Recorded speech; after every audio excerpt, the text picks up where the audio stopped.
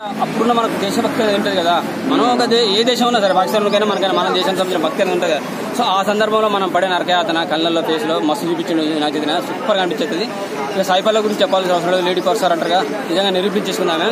Love story, real story అయితే ఇది real love story తండ్రి సినిమా. సో ఫ్యూచర్లో వీళ్ళిద్దరి లవ్ స్టోరీ అంటే వీళ్ళిద్దరు పర్సనల్ లైఫ్లో ఏమైనా జరిగిన లవ్ స్టోరీ, మంచి సన్నివేశాలు చూసినా, బాధపడే సన్నివేశాలు చూసినా, నిజమైన ప్రేమ అని చెప్పేసి మూడు సినిమాగా లవ్ స్టోరీగా మళ్ళీ మూడో సినిమా మంచి లవ్ స్టోరీగా రావాలని కోరుకుంటున్నాను. ఇక సినిమాకి హైలైట్స్ గుజ్జలి సాంగ్, శివుడికి సంబంధించిన దేవుడికి సంబంధించిన సాంగ్ సూపర్ అనిపించేది. బీజం బాగుంది, పాట బాగా అనిపించింది, బ్యాక్డ్రాప్లో కూడా వచ్చే సాంగ్ బాగా అనిపించింది. సముద్ర సన్నివేశాలు బాగా అనిపించింది, జెండాకు జైగొట్టే సన్నివేశాలు, పిల్లోడికి సంబంధించిన సన్నివేశాలు బాగా అనిపించేస్తాయి. ఇక మన దేశానికి కించపరిచినప్పుడు ఎదురు మాట్లాడే సన్నివేశాల్లో కంట్రోల్ చేసేసుకొని అక్కడి నుంచి మనం ఎటా బయటపడాలి. ఎందుకంటే శిక్ష పడేది మనం పొరపాటున జారిపోయినాం కాబట్టి సో అనుభవించాలి, తప్పదు. ఆ టైం వరకు ఆ టైంకే ఉండాలి. కానీ మనకు పారిపోవడానికి అవకాశం వచ్చినా పారిపోకుండా మళ్ళీ రిటర్న్ వెళ్ళిపోయి వాళ్ళకి సరెండర్ అయ్యి వాళ్ళు వదిలినప్పుడు బయటకు వచ్చానని చూసినా, అప్పుడు పాకిస్తాన్ మిలిటరీ కూడా నిజంగా మీకు మంచి మనసు రా అని వాళ్ళ మైండ్లో కనబడితే అది మనకు అర్థమవుతుంది అనమాట. సూపర్గా అనిపించేసి ఒక చిన్న పాప కూడా ఉంది అక్కడక్కడ మనకు చిన్న రీల్లో కనబడుతుంది. ఆ పాపతో డైలాగ్స్ కొట్టిస్తారా అనుకున్నా, కొట్టించలేదు. ఉప్పరి సన్నివేశాలని అంటారు కదా, చూడండి అవి అవి ఎక్కడ ఎలా జరిగిందో తెలుస్తుంది, మీకే తెలుస్తుంది. చాలా బాగా అనిపించేది. ఇక 14వ తారీఖు కోసం వెయిట్ చేస్తున్నారు చాలా మంది. హక్కులు కిస్సులకు పార్కుల చుట్టూ తిరుగుదామని. రోడ్డు సైడ్ రోమయ్యలు వద్దురా నాయన.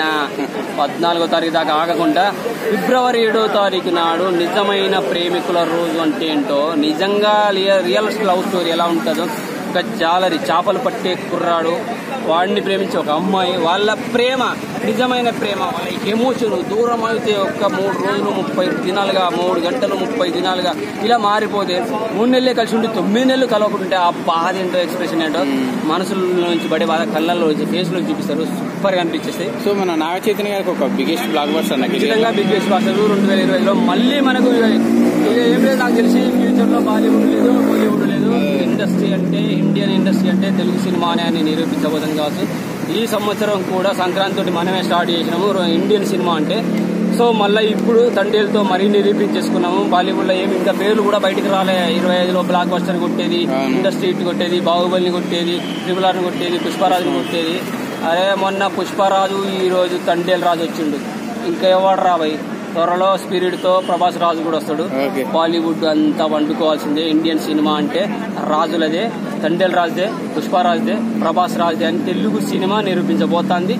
జాతీయ జెండా ఎలా అయితే రెపరెపలాడుతుందో, హాలీవుడ్ బోర్డు పక్కన ఫ్యూచర్ లో ఇండియన్ సినిమా అంటే టాలీవుడ్ బోర్డు ఉండి తీరుతుంది. గతంలో ఎంతమంది అవమానించారు కదా, అవమానానికి టకా టకా టకా టకా ఇప్పుడు కొట్టేస్తున్నారు.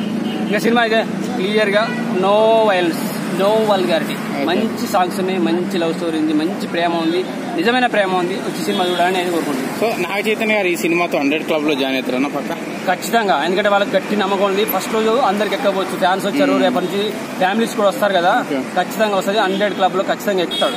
ఎందుకంటే తాతకు దగ్గర తనయుడు అంటారు కదా, నిరూపించుకుంటాడేమో నాకు తెలిసి. సుమంత్ వచ్చాడు, సుశాంత్ వచ్చాడు, అఖిల్ వచ్చాడు. కొంచెం వాళ్ళది కెరీర్ అప్ అండ్ డౌన్ అని, వాళ్ళ ఆ కెరీర్ ను నిలబెట్టేది, ఆ మెట్లు ఎక్కేది చైతన్య నాకు కనబడుతున్నాడు.